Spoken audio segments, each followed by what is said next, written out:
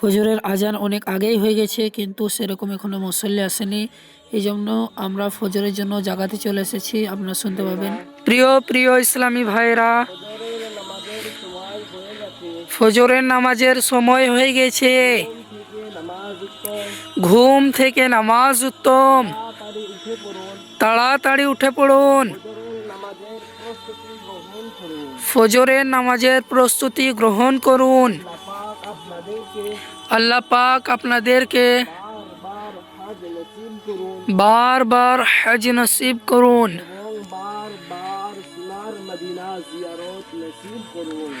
এবং বারবার সোনার মদিনার জিয়ারত নসিব করুক। ফজরের নামাজের পর শুরু হলো কোরআনের তাফসির তরজমা।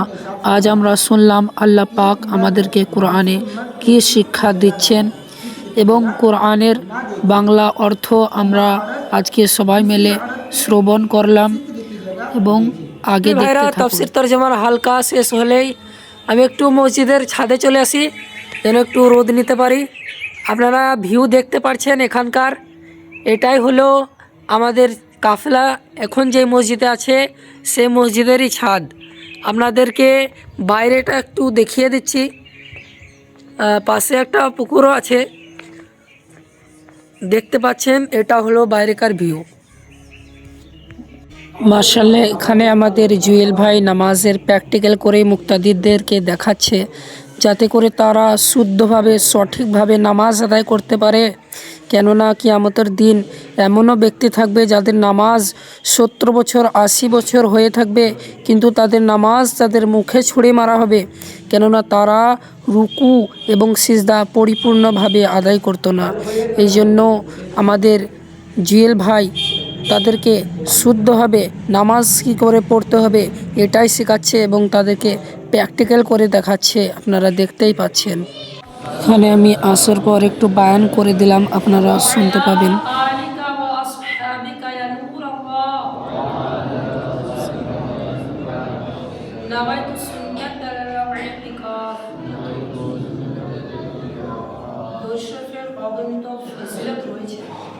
প্রিয় নবী সাল্লাল্লাহু তাআলা আলাইহি ওয়াসাল্লাম ইরশাদ করেন, যে ব্যক্তি 1000 বার দরুদ শরীফ পাঠ করবে সে ব্যক্তি ততক্ষণ পর্যন্ত ইন্তেকাল করবে না যতক্ষণ না জান্নাতে নিজের ঘর বেঁধে নিয়েছে। সুবহানাল্লাহ। প্রিয় ইসলামী ভাইরা, আজকে আমরা জানবো নামাজের চোরের ব্যাপারে। নামাজের চোর কারা? নামাজের চোর হযরত সাইয়্যিদুনা আবু কাতাদা রাদিয়াল্লাহু তাআলা আনহু হতে বর্ণিত, প্রিয় নবী রাসূল আরবি সাল্লাল্লাহু তাআলা আলাইহি ওয়াসাল্লাম ইরশাদ করেন, লোকদের মধ্যে নিকৃষ্ট চোর হলো সে যে নিজের নামাজে চুরি করে। আরজ করা হলো, ইয়া রাসূলুল্লাহ সাল্লাল্লাহু তাআলা আলাইহি ওয়াসাল্লাম, নামাজে কিভাবে চুরি করা হয়? নামাজে কিভাবে চুরি করা হয়?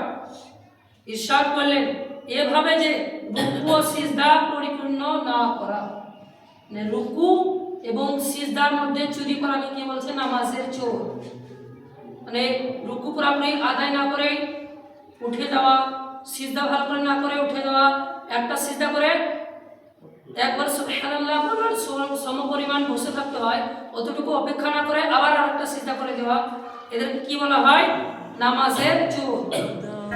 আলহামদুলিল্লাহ, আমরা কারখানায় চলে এসেছি এবং আমাদের আশরাফ ভাই কারখানায় যিনারা আছে তিনাদেরকে নামাজের জন্য দাওয়াত দিচ্ছে। তারা যেন মসজিদ না আসতে পারলেও কমসে কম যেন কারখানাতেই তিনাদের নামাজটা আদায় করতে পারে, কারণ নামাজ কারোর জন্যই মাফ নেই।